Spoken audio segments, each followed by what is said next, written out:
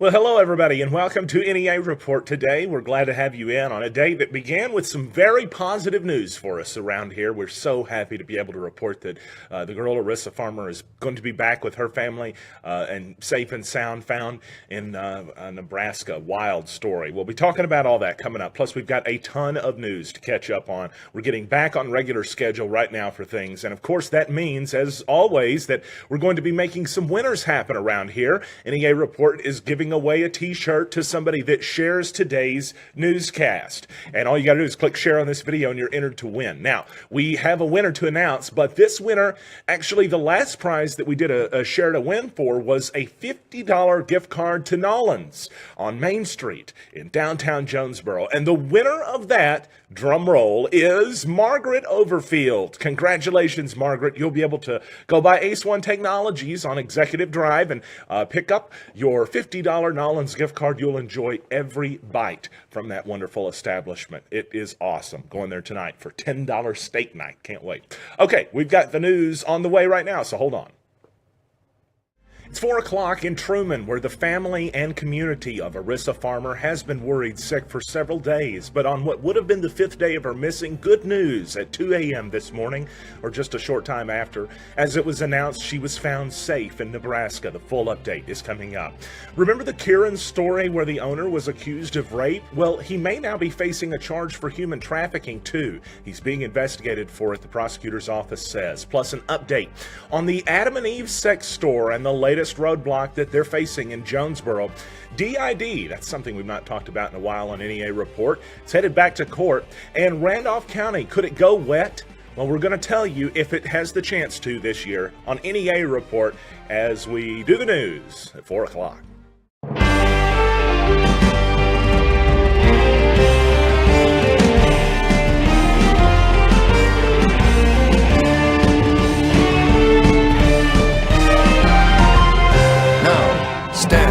Reporting. The news came in just a short time after 2 a.m. this morning. It was at 2 a.m. that authorities said that they found Arissa Farmer, the 16-year-old that had gone missing from Truman that we had covered here on NEA Report for 4 days, as we worried with the community, with the family, desperately hoping to find any lead. And as it happened early this morning, it wasn't just a lead, but it was the young girl that was found, and she was okay. She was located in Nebraska with a male from Dover, Tennessee. Get this, it was O'Neill, Nebraska, a town I've never heard of before until now, where she was found, and she had met with a male, an adult male, that she had met on social media, and who law enforcement had been trying to find. In fact, I know from conversations with several different law enforcement officers that searches were taking place across the United States to try to find where this girl and where the person that she had gone with may have had gone. In fact, one of those searches was done in Tallahassee, Florida, according to information I received from a source. Well, the recovery of Arissa is something that Chief of Police Chad Henson from the Truman Police Department said is contributed to an intense multi-agency investigation and the support from our community. As a matter of fact, as we talk about that multi-agency investigation, state police, the FBI, Poinsett County Sheriff's Office, of course, Truman Police Department, and Jonesboro Police Department too, using their specialty with technology, all involved in this search that has thankfully yielded what is a happy result. There was worry yesterday. We were worried especially, and we didn't want to say this while that this was still a missing and active case, but Super Bowl weekend is considered, according to a law enforcement source, the worst, the biggest weekend for human trafficking. Thankfully, a happy ending to this story, though. Missing Truman teen was found, as we said, early this morning, and a short time later, after the family had time to process it, we reached out to them for a statement and asked them to tell us, just in closing and in summary, their feelings. They said, "Thanks for everything you have done for us. My husband and I, to say the least, are excited and anxious for the return of our daughter. We don't know anything other than what has been released by Truman Police Department," the mother actually said in the joint statement by her and Tracy, the father. She said, "We're all so exhausted that we've been running on adrenaline since this thing started." She said, "We would like to thank the countless man-hours that have been put in by the officers to make this day happen. We would love for conversations to be started and continued by students, teachers, administrators, parents, and lawmakers regarding internet safety off school grounds with school-issued computers. The statement concludes, again, and thank you, and they mention NEA Report in the statement for helping to keep this story in the public's eye. Eternally grateful, Tia and Tracy Farmer. We're just so happy to have the Farmer family all back together after what was a very scary week for not just them, but most of the community in Truman.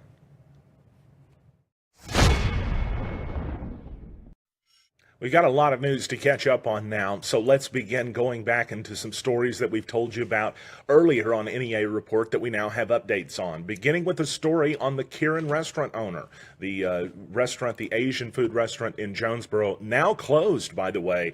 But you'll remember back, it was on January 4th that Hexon Chen, 45, was arrested and is facing a charge of rape. The allegation that he was, according to an employee, he had terrorized her for the better part of an entire month and actually attempted to several times before going through with what is alleged to have been a rape of this woman. In addition to her allegations, she said she collected the evidence, saved it in a bag, and went to the hospital. The woman is believed to be an immigrant to the country, and Hexon Chen was allegedly letting this woman stay with him. In exchange for letting her stay with him, he was providing her with work, but she alleges that she was being worked to the bone, worked almost of all hours of the day to where she could barely stay awake. Well, now Chen is facing another charge, or at least he's facing the eyes of investigators, as he could be considered for a human trafficking charge. Prosecutors have confirmed to NEA Report that they have ordered investigators to take a closer look at the possibility of human trafficking in this case. I was actually communicating earlier today with 2nd Judicial District Prosecuting Attorney Scott Ellington. He told me we're reviewing and asked the investigator to review and do some more work. He said he asked him specifically to look at this case as a case of human trafficking. Of course, that doesn't necessarily mean that that charge will come into this case or into this incident, or if it won't. All we know is that investigators are looking at this from that angle. As many of you had reached out to NEA Report and told us, will they investigate further? Will they find out if this is a case where there are potentially other women that have had something similar take place to them anywhere near association with this? All of that is what ifs and wonders and questions that are out there in the public that have been asked to us. Well, we're bringing you this update to let you know that authorities are now taking a closer look, and we will let you know what they find. Now to update you on the story about the Adam and Eve sex store, or whatever it's called. What are they calling it? The exotic store or the adult novelty store or something of the nature. Well, we know what they're selling in there, and it ain't stuff for the little kids. But they're not going to have an easy time opening in the community of Jonesboro, or at least within 2,000 feet of a church or a school or any other sort of the nature, as they've had their permits denied, according to a new report from the Jonesboro Sun. Stephen Thornton, the owner of the franchise, told the Sun in an email late Tuesday that the city refused to grant a sign permit or inspect the building for certificate of occupancy. But that's not all. The dude was not happy with the Jonesboro Sun, let's put it like that, and apparently banned a reporter from the location and from speaking to him again. He actually retained counsel, according to the report in today's Sun. The city attorney's office says that that location on Caraway does not meet requirements for the zoning because it's less than 2,000 feet away from a church or school, and she's treating it as an adult entertainment store or a sex shop, which is what their website describes them as, an adult novelty shop. The website has descriptions with videos, with toys, with exotic attire, and things of that nature, right? I would say Google it, but you might want to turn your safe search on before you do that. But nonetheless, if the city of Jonesboro's word, as has come to the Jonesboro Sun, is any indication, that store will not be opening on Caraway Road next to Suddenlink anytime soon. Well, if you're wanting to have a drink and you're in Pocahontas or Randolph County somewhere, Biggers, Maynard, maybe Warm Springs, and you're thinking to yourself, I wish I could drive down the road and make it happen, you might have the opportunity to after 2018. We told you about it leading up to the weekend where it was on Sunday that members in Randolph County of the Keep Revenue in Randolph County group, or the group previously called that, were set to meet up. And after the meeting, it was determined that enough people were interested and involved for them to seek to petition to give voters the choice on the wet and dry status in 2018. In other words, they're going to be doing it. They're going to be trying to make it happen. But they're not going to use the same name. It's probably going to be something to the effect of give Randolph County voters a choice or something along those lines, because they have to close out the old tax accounts of Keep Revenue in Randolph County. But the group organizer, Linda Boland, said, quote, "We have 22 committed to collect signatures, and we still hope to get more. We should start by mid-February, and we'll be drafting the petition and doing the preliminary prep work between now and later this month." A curious report came through Jonesboro Police Department earlier this week, and we just got our hands on it today. It talks about 2 different dog attacks happening Sunday afternoon within 90 minutes of each other, both of which involved the hospital getting involved. But one of them in particular that we began the story with, actually on NEAReport.com, was a little bit curious in particular. It happened around 12:30 p.m. when a 22-year-old woman said she was attacked unprovoked by a dog, a husky, as a matter of fact. But the dog owner said that the woman ran up and grabbed her dog without permission, and that's why that the dog attacked her. The dog owner was cited, okay? But later in the day, the dog owner who had the citation issued for her dog for harboring a potentially vicious animal, well, she later reported her dog had been stolen by someone in a white truck. It's unknown who that person might have been, but nonetheless, there was another case, as we mentioned as well, of a dog attack that happened on Sunday. And if you'd like to read about that one or find out more details about this case in particular, both are at NEAReport.com on our crime page. Well, let's take a look at your New Wave Wireless forecast now, and it's actually been a day or two since we sat down and studied the forecast in-depthly so. And so as I walk outside today and that wind blasts me in the face, I'm thinking, oh, at least it's not below freezing right now, or that would feel horrible. But then I came in and I looked at the 5-day forecast, and I'm sorry to speak too soon. 24 degrees tonight for the overnight low, and a wind around 10 miles per hour out of the north. Mostly cloudy skies, but they're going to start to clear up as we move into your Friday with a high near 37 degrees. Going to be a chilly one tomorrow, and it's going to be a little bit windy with winds 5 to 10 miles per hour. It could be worse. 27 for the low tomorrow night with mostly cloudy skies. For your Saturday, which is weird. It almost feels like it's not already the weekend, at least it's already close to the weekend, but 20% chance of those showers afternoon for your Saturday. Just a slight chance of a few sprinkles. With cloudy skies, the high near 42, still going to be cold. Rain is likely, though, into Saturday night with cloudy skies and a low around 36 degrees. The chance for precipitation 70% into Saturday night, maybe half an inch of rain possible. The rain lasts into Sunday morning. It's weird. It's late overnight rain is what it looks like it's going to be, and then it's only a 30% shot of that rain up until and through Sunday morning with mostly cloudy skies and the high near 49. For Sunday night, going to be another mostly cloudy evening, the low down to 25, but the rain and all that stuff is gone by the time Monday rolls around. Partly sunny skies with the high setting around 44 degrees. Thanks to our friends at New Wave Wireless, home of the $49 iPhone screen repair. Family Medical Clinic of Walnut Ridge and Bono are your neighborhood healthcare providers, and we're now accepting new patients. We know you have a tight schedule, so we're here 6 days a week at both locations from 6 a.m. to 7 p.m. Walk-ins are welcome. In Walnut Ridge, stop by 1045 West Main Street or call us to make an appointment, 886-8300. In Bono, we're on Highway 63 North or call 930-9990. Walnut Ridge Family Medical Clinic and Bono Family Medical Clinic, here for you when you need us. Brothers Flooring on Highway 67 South in Pocahontas has all your flooring covered. Stop by our showroom Monday through Friday 8 to 5 and see all we have. Carpet with pad and install starting at $16.50 a square yard. Laminate with pad installed starting at just $3.25 a square foot. Every name brand of engineered and solid hardwood from $5 a square foot and up. Waterproof vinyl planks, wood look and tile look, attached cork pack starting at $3.49 a square foot installed. installed. Ceramic and porcelain tile of all sizes and all colors. We build custom tiled showers from the floor up shelves and benches, tub surrounds, kitchen backsplashes like no other. Brothers Flooring, Highway 67 North in Pocahontas. Call today, 870-892-2525.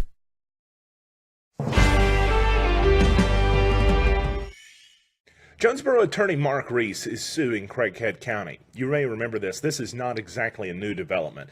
We're talking about the DID lawsuit, the lawsuit for drunken, insane, and disorderly fines that attorney Mark Reese is bringing against Craighead County as the district court judges that were at the time, Keith Blackman and the late Kurt Huckabee, had been imposing fines against people who were not arrested under a criminal statute, at least not in the DID sense.